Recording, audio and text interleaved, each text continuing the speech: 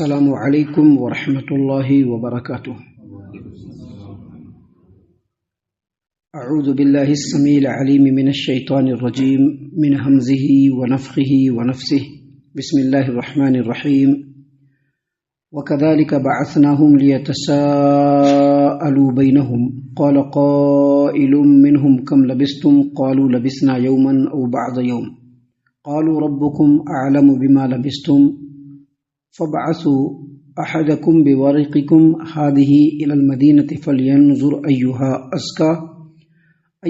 أَزْكَىٰ طَعَامًا فَلْيَأْتِكُمْ بِرِزْقٍ مِّنْهُ وَلْيَتَلَطَّفْ وَلَا يُشْعِرَنَّ بِكُمْ أَحَدًا إِنَّهُمْ إِن يَظْهَرُوا عَلَيْكُمْ يَرْجُمُوكُمْ أَوْ يُعِيدُوكُمْ فِي مِلَّتِهِمْ وَلَن تُفْلِحُوا إِذًا أَبَدًا۔ محترم سامعین کرام،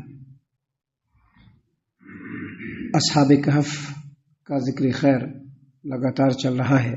اللہ تبارک و تعالیٰ کی قدرت کی بے شمار نشانیاں، اللہ تبارک و تعالیٰ کا اس پورے کائنات کے اوپر قادر مطلق اور مختار کل ہونا اصحاب کہف کے واقعے سے ثابت ہوتا ہے۔ اور جیسا کہ اس سے پہلے جو دروس ہم نے آپ کے سامنے پیش کیے، اس میں ہم نے یہ بتلایا کہ وہ چند نوجوان جو اصحاب کہف کے نام سے قرآن کریم میں اللہ تبارک و تعالیٰ نے جن کو موسوم کیا، یہ لوگ اپنے دین کو بچانے کی خاطر، اپنے توحید کو بچانے کی خاطر، اپنے ایمان کو بچانے کی خاطر اپنے گاؤں وطن، اپنے رشتے ناتوں، اپنے گھر بار سب کو چھوڑا اور غار میں جا کر کے پناہ لیا تاکہ وہ سکون سے اللہ تبارک و تعالیٰ کی عبادت کر سکے اور ظالموں کے پنجے سے بچ سکیں۔ اللہ تبارک و تعالیٰ نے جیسے ہی وہ غار کے اندر داخل ہوئے، سبھی کو سلا دیا اور بتلایا گیا کہ ان کے ساتھ ایک کتا بھی تھا جو غار کے دہانے پر اپنے بازو کو پھیلائے ہوئے وہ بھی سو گیا۔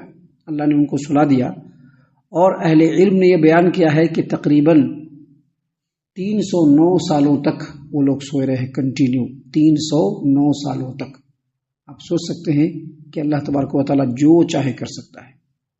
اللہ تبارک و تعالیٰ ہر چیز کے اوپر قادر ہے۔ اللہ تبارک و تعالیٰ صرف کن کہے اور وہ چیز ہو جائے۔ تو یہ جو اصحاب کہف تھے، 7 آدمی اور اس کے ساتھ ایک کتا تھا، یہ سب کے سب سو گئے اور 300 سالوں تک سوئے رہے۔ اللہ تبارک و تعالیٰ نے فرمایا یہاں پر ان کے ذکر کو کنٹینیو کرتے ہوئے کہ وَكَذَلِكَ بَعَثْنَاهُمْ لِيَتَسَاءَلُوا بَيْنَهُمْ، اور اسی طرح سے ہم نے ان کو اٹھایا۔ اسی طرح سے ہم نے اٹھایا کیا مطلب؟ یعنی جس طرح سے اپنے قدرت کاملہ کے ذریعے سے ان کو سلایا، اسی قدرت کاملہ کے ذریعے سے 309 سالوں کے بعد ان کو ہم نے اٹھایا، اور جب اٹھایا تو ان کے جسم کے اندر کسی طرح کا کوئی فرق نہیں تھا، جیسا سوئے تھے بس ویسے ہی جگہ، نہ بال میں، نہ کھال میں، نہ جسم میں، نہ آنکھ میں، نہ جسم کے کسی انگ میں کوئی تبدیلی نہیں ہوئی تھی، بالکل صحیح سلامت، جیسا 309 سال پہلے سوئے تھے ویسے ہی 309 سالوں کے بعد اللہ تبارک و تعالیٰ نے پھر سے ان کو اٹھا دیا، جگا دیا۔ جب جگے، جیسا کہ مفسرین نے لکھا ہے کہ جگے، سوئے تھے دن کے پہلے پہر میں، یعنی صبح کے وقت جب سورج نکل گیا تھا، دن کا پہلا پہر تھا، اس وقت اللہ تبارک و تعالیٰ نے ان کو سلایا۔ عموماً ایسا ہی ہوتا ہے، جب آدمی کہیں نکلتا ہے، کچھ اس کو پروگرام ہوتا ہے، تو کوشش یہ ہوتی ہے کہ سویرے سویرے صبح کے وقت میں ہی، دن کے پہلے حصے میں ہی اس جگہ پہنچنے کی کوشش کرتا ہے۔ تو ویسے ہی یہ لوگ دن کے پہلے حصے میں غار میں داخل ہوئے، اور جیسے ہی آرام کرنے کے لیے لیٹے، اللہ تبارک و تعالیٰ نے ان کو سلا دیا۔ اور جب 309 سالوں کے بعد اللہ نے ان کو اٹھایا تو اس وقت دن کا آخری پہر چل رہا تھا۔ دن کے پہلے پہر میں سوئے، دن کے آخری پہر میں اللہ نے ان کو جگایا۔ اللہ نے فرمایا لِيَتَسَاءَلُوا بَيْنَهُمْ، اسی طرح سے ہم نے ان کو اٹھایا تاکہ وہ ایک دوسرے سے سوال کرے، پوچھیں کہ کتنے سال وہ لوگ سوئے رہے۔ لِيَتَسَاءَلُوا بَيْنَهُمْ، کتنے سالوں تک وہ لوگ سوئے رہے، آپس میں ان لوگوں نے پوچھا۔ قَالَ قَائِلٌ مِّنْهُمْ كَمْ لَبِثْتُمْ، تو ان میں سے ایک کہنے والے نے کہا کتنے دن تک سوئے رہے؟ ان میں سے ایک آدمی نے کہا کہ کتنے دن تک سوئے رہے، کتنے دن تک یہاں پر ٹھہرے رہے؟ تو لوگوں نے کہا لبثنا یومن او بعض یوم، یا تو ایک دن کنٹینیو ہم لوگ رکے، یا دن کا ایک چھوٹا سا مختصر حصہ، چونکہ صبح کے وقت میں وہ لوگ داخل ہوئے تھے، 8-9 بجے 10 بجے رہا ہوگا، اور شام کے وقت جبکہ سورج غروب ہونے کا وقت ہوتا ہے 4 ساڑھے 4 5 بجے کا وقت، اس وقت جو ہے وہ لوگ اٹھے تو کہا کہ یا تو مکمل ایک روز یا دن کا بعض حصہ ہم لوگ سوئے ہیں یہاں پر. اب کسی کو معلوم نہیں ہے، اور بہت زیادہ سونے کی وجہ سے ذہن کے اندر جو ایک نیچرلی تردد اور کفتی ہوتی ہے وہ ان کے ذہن میں تھا بہت زیادہ سونے کی وجہ سے. تو لوگوں نے کہا اچھا چھوڑو ہٹاؤ، اللہ تبارک و تعالیٰ بہتر جانتا ہے کہ ہم لوگ کتنے دن تک سوئیں. اللہ نے یہاں پر فرمایا قالوا ربکم اعلم بما لبثتم، لوگوں نے کہا کہ چھوڑو اس بات کو، رب زیادہ بہتر جانتا ہے کہ ہم لوگ یہاں پر کتنے دیر تک کتنے دن تک سوئے رہے. اس کے بعد جب انسان جگتا ہے تو سب سے پہلے اس کو ضرورت محسوس ہوتی ہے کھانے پینے کی. یاد رکھیے گا انسان کی زندگی کے اندر کھانا پینا یہ ایک جزو لا ینفک ہے جس کو کبھی بھی ختم نہیں کیا جا سکتا. انسان جب اس روئے زمین پر زندہ رہے گا تو کھائے گا پیے گا. ہم نے اس سے پہلے بتلایا تھا کہ کوئی بھی جاندار اگر وہ کھانا پینا چھوڑ دے تو وہ زیادہ دنوں تک زندہ نہیں رہ سکتا ہے، دھیرے دھیرے مر جائے گا. اور عموماً جب انسان کے قضاء و قدر کا وقت آتا ہے اور موت کا جب وقت قریب ہوتا ہے تو عموماً آپ دیکھیں گے بیمار آدمی پہلے کھانا پینا چھوڑتا ہے اور پھر دھیرے دھیرے وہ مالک حقیقی سے جا ملتا ہے. تو جیسے ہی یہ لوگ جگے تو ان میں سے جو بڑے جو سردار تھے، جو سب سے زیادہ بڑا رہا ہوگا، عمر والا رہا ہوگا، جن کی بات سب مانتے ہوں گے، انہوں نے کہا فَبَعَثُوا أَحَدَكُمْ بِوَرِقِكُمْ هَذِهِ إِلَى الْمَدِينَةِ، یہ جو چاندی کے سکے ہیں اس کو لے کر کے کسی کو بھیجو. تم میں سے ہم میں سے کوئی آدمی جائے اور جا کر کے اس شہر کے اندر کچھ خرید کر کے لائے، کیونکہ ان کو کھانے پینے کی ضرورت محسوس ہوئی. اور جب یہ لوگ گھر سے چلے تھے تو ان کے پاس چاندی کے کچھ سکے تھے جو انہوں نے گھر سے اٹھا لیے تھے، اور رستے میں کچھ صدقہ بھی کر دیا تھا اور کچھ بچا کر کے لے آئے تھے کہ ضرورت کے وقت میں کام آئے گا. چاندی کے سکے کو لیا اور کہا کہ یہ سکے لو اور جا کر کے بازار میں دیکھو کچھ کھانے پینے کا سامان. اللہ نے فرمایا فَلْيَنْظُرْ أَيُّهَا أَزْكَىٰ طَعَامًا، دیکھو کہ بہترین کھانا، پاکیزہ کھانا کہاں ملتا ہے، وہاں سے کھانے. فَلْيَأْتِكُمْ بِرِزْقٍ مِّنْهُ، جہاں پر پاکیزہ کھانا ملتا ہے اس کو لے کر کے آ جا. کسی کو بھیجو وہ جائے شہر میں دیکھے کہ اچھا کھانا کہاں پر ملتا ہے اور وہ کھانا وہ لے کر کے چلا آئے.